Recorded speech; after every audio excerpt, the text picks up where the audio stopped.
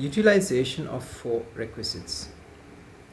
Bhikkhus are not allowed to earn a living by activities such as trade and agriculture. Such mode of living is wrong livelihood. After ordination, one should live on the 4 requisites that are provided by devotees. These bhikkhus are moral and virtuous.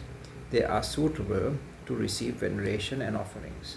In such consideration, lay people offer bhikkhus their wealth earned by sweat and suffering, without using it themselves or giving their children.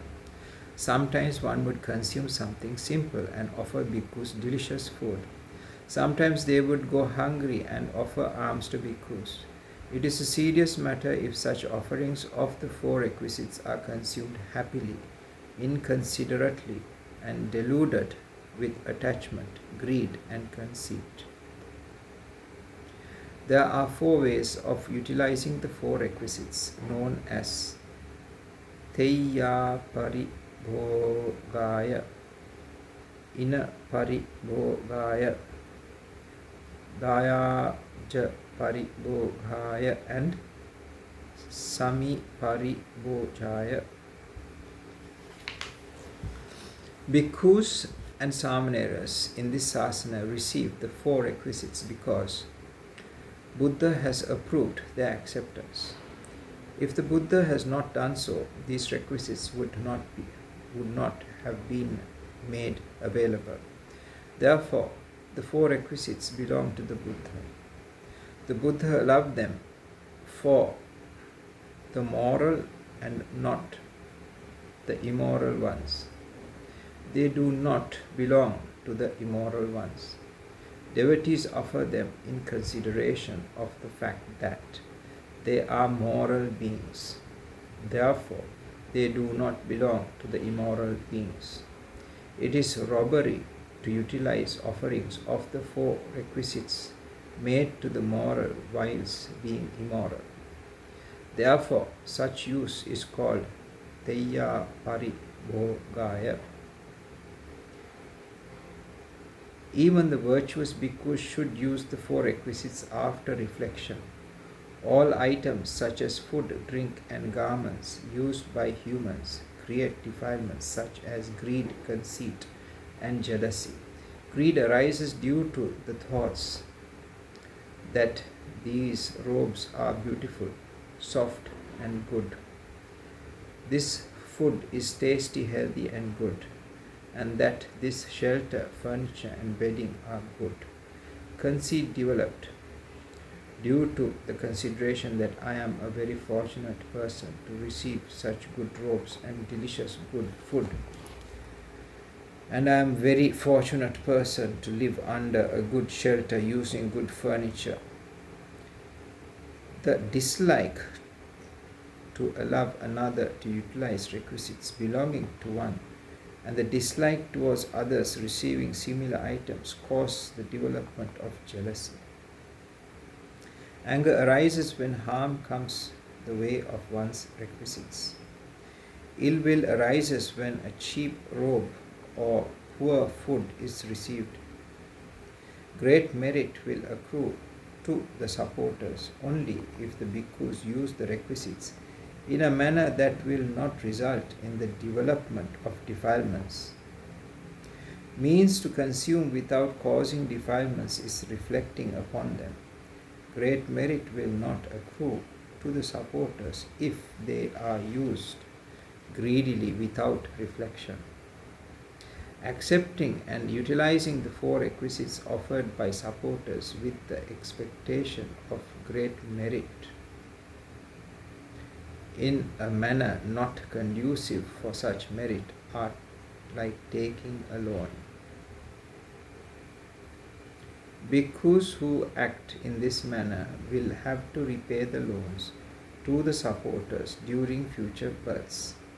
Utilization of the 4 requisites without reflection is called Ina Paribhogha.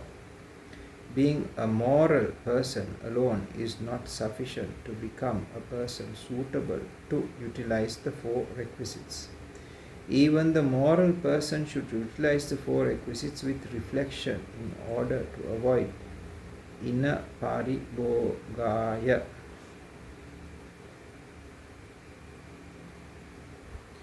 Utilizing requisites without reflection is not a minor matter, but a serious fault.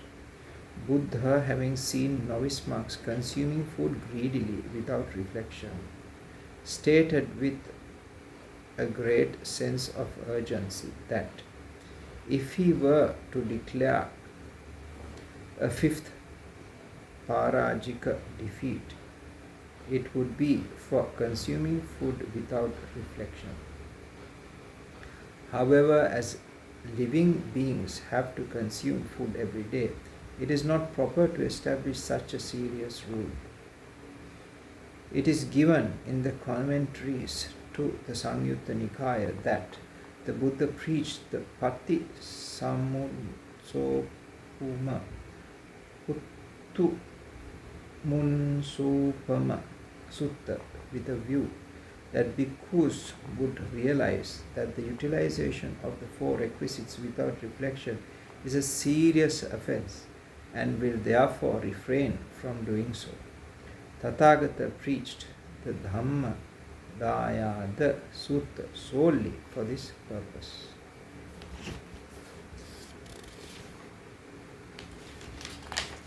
The use of requisites by the three sekhas, 3 persons under training, also mean disciplined people, namely stream enterer, sotapanna, once returner, sakadagami, and non-returner, anagami, is called daya paribhoga. They are the sons of the Tathagata. Sons are heirs to the belongings of the father. Things received by the Sasana belong to the Tathagata. Sekhu. Persons having reached the status of sons of the Tathagata utilize them as their own right. Utilizing what is rightfully yours is proper. Consumption of requisites by arahants is known as sami paribhoga. Sami paribhoga. They have unchained themselves from slavishness to greed and utilize them as heirs. Arahants, having overcome all defilements and being capable of converting offerings to result in great merit, are in every way suitable to receive offerings. Therefore, they become owners of material received by the Sasana. Among these, the Dayujuribhoga and Sami paribhoga are proper utilization. Inu paribhoga and Teya paribhoga are proper. Consumption by moral bhikkhus with reflection is opposed to inapuribhoga.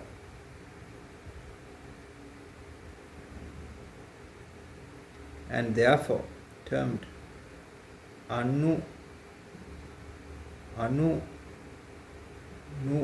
paribhoga. Consumption without debt is its meaning. It should also be included in dayacha paribhoga.